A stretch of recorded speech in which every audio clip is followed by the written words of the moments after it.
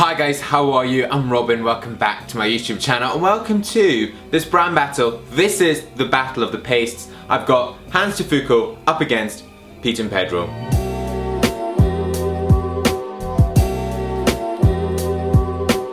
So guys, this is the final brand battle in this season. We're calling it a season. We had season 1, which was last year. Season 2, we've had 10 videos and I thought, stop here, I'll go away, I'll work out the format, I'm gonna make a few little tweaks. You guys have made some really solid suggestions, so I'm gonna do that and we'll bring it back.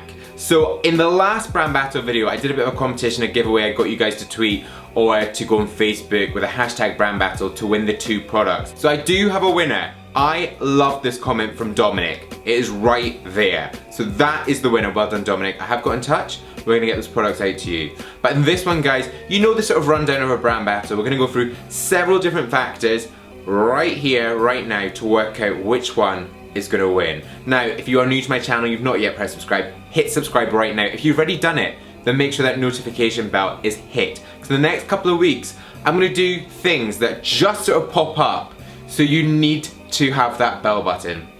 Here we go, brand battle. So the 2 brands that I've got, the first one is Hanz De Fuko. This is a gravity paste. I actually did a full review on this August last year. I'll link it up there. And I also had this one in a different brand battle in season 1, and it did quite well. Versus the Aaron Marino product, Aaron Marino Alpha M, his hair care brand called Pete and Pedro. The paste I have never covered on this channel, so it'll be something different for you. Taking a very quick look at ingredients, we've got Hanz De Fuko at the top here, we've got aqua or water, beeswax, glycerin, hydrogenated castor oil, and then a whole lot of other compounds. Then looking at the Pete and Pedro, again you've got water at the top, aqua, then you've got cetith 20, glycerin, ceterol, alcohol, various different sort of chemical compounds. I should say, if you're wondering what a cetith is, cetith, there's various different numbers, but this is cetith 20. Cetiths really help other ingredients dissolve in a solvent, so it really helps to pool all those things together in order to form the hair product. It is a chemical, but lots of hair products, this one included, will have chemicals in them. Straight into points, looking at packaging, you've got Pete and Pedro. And do you know what, I'm never a fan of their product packaging. I think it looks cheap. Sort of frosted plastic, but it all feels a bit flimsy. Then you've got this black lid. And then looking at Hanz De Fuko, their standard packaging, frosted plastic again, but then with a silver hardware lid. It's just slightly nicer, it's got more to it, it looks more premium. So the point goes to Hanz De Fuko. Now these products couldn't be any different in smell. You've got the Pete and Pedro one, which is quite citrusy, it's sharp. It's really very punchy. It's actually quite sour. If you can think of a sour sweet, this is what this smells like. I'm not a huge fan. It's actually, the more I smell it, it's like grapefruit.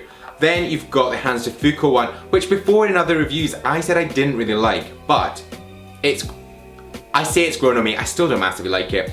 It's minty, it's quite like toothpaste. But because I really don't like this one, the point goes to Hanz De Fuko. Now for consistency, both these products are fibrous. So when you get that product out, you start to warm it, you will see these fibre particles. Now the one that's the most fibrous is the Pete and Pedro product. But I would say it's very easy to warm up, get straight for your hands, versus the Hanz De Fuko one, which actually is quite tough and sticky. When you warm it up, you've got to work quickly, otherwise it will start to dry. I'm not a huge fan of the consistency of either, but just because this one really does dry, the point goes to Pete and Pedro.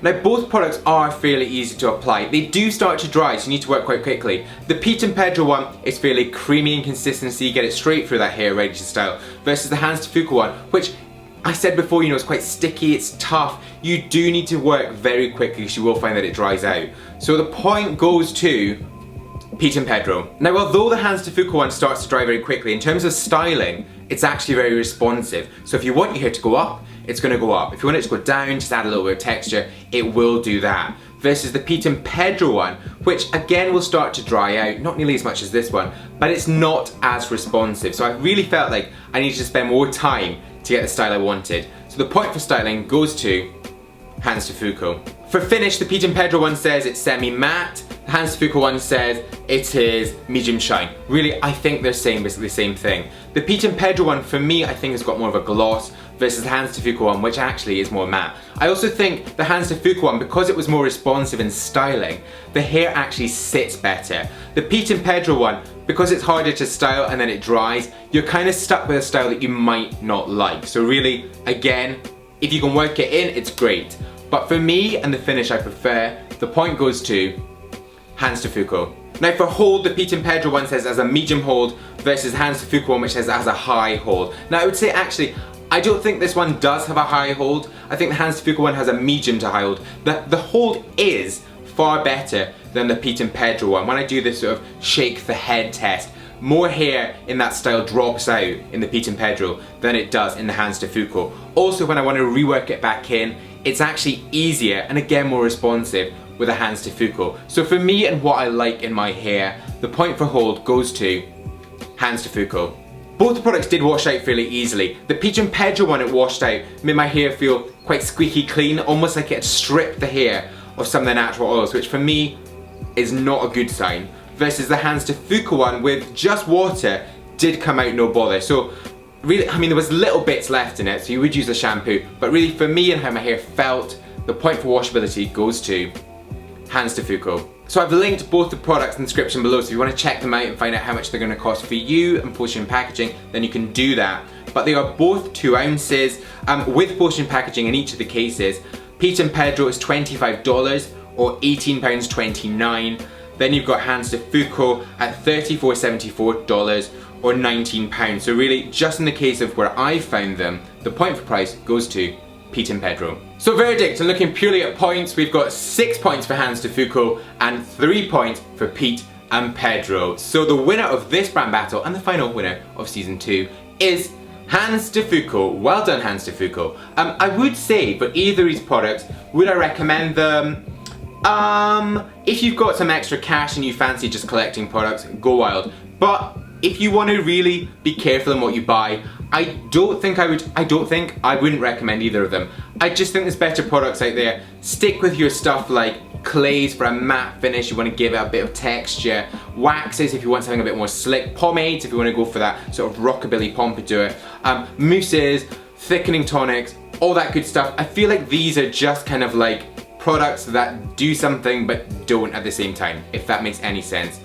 I just think there's better things out there. But there you go, guys. Thank you very much for watching. Final brand battle of season 2. As I say, you know, I will be looking at the format of this, changing it up a bit, and we will be back for season 3. But in the meantime, I will have more videos. Do not worry, I'm not going anywhere. I'll continue with the street style videos. I've got some more series ideas that I'm working up. We're gonna have loads going on, and before you know it, brand battle will be back. But thank you so much for watching. Again, if you've still not subscribed to my channel, then hit subscribe right now. The button is up there. Also, that notification bell, hit it. More video suggestions down there. Stay with me and watch them, or head to my blog, which is right there. I'm gonna see you on Sunday. It's sorry, I'm just upset about brand battle being finished. It's a video about a product that all of us need, seriously, for summer. You'll like it. I'll see you then. Bye bye.